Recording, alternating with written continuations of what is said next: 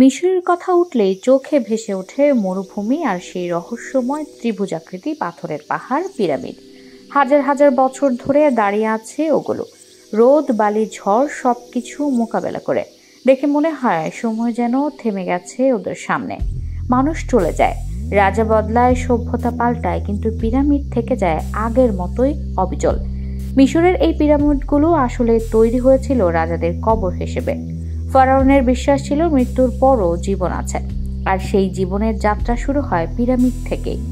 রাজা খুফু, যার নামে সবচেয়ে বড় পিরামিডটি গ্রেট পিরামিড অফ গিজা, তার জন্য তৈরি হয় এই বিশাল কাঠামো, যেটা পৃথিবীর প্রাচীন সপ্তাশ্চর্যের মধ্যে একমাত্র এখনো টিকে আছে। এই পিরামিড বানানো হয়েছিল প্রায় 4500 বছর আগে।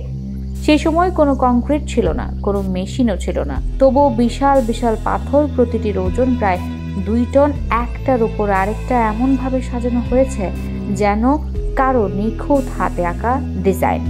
আজকের আধুনিক প্রযুক্তিও অনেক সময় হিমশিম খায় এর গঠন দেখে। অনেকে বলেন এসব পিরামিড শুধু কবর নয়, বরং এক একটা জ্ঞান ভান্ডার। এর ভেতরে আছে মমির গল্প, আকাশের সঙ্গে জ্যামিতিক মিল, এমনকি কেউ কেউ বিশ্বাস করেন এতে লুকিয়ে আছে মহাবিশ্বের শক্তির সূত্র। কিন্তু গবেষক বলেন পিরামিডের গঠন এমন ভাবে তৈরি যাতে তা ভূমিকম্প বা প্রাকৃতিক দুর্যোগেও টিকে থাকতে পারে। আবার কেউ বলেন হয়তো এলিয়েনের সাহায্যে এগুলো বানানো হয়েছিল। রহস্য যতই থাকুক, এক জিনিস সত্য, পিরামিড আমাদের শেখায় মানুষের স্বপ্ন কত দূর যেতে পারে। হাজার হাজার বছর আগে যারা এসব তৈরি করেছিল তারা জানতো না আজ এত মানুষ এগুলো দেখতে আসবে, কিন্তু তাদের কাজ টিকে আছে, যেমন ছিল যেমন থাকবে সময়ের সাক্ষী হয়ে। পিরামিড মানে শুধু একটা স্থাপনা নয়, এটা এক সভ্যতার প্রতিচ্ছবি। একদিকে মৃত্যু, অন্যদিকে অমরতা।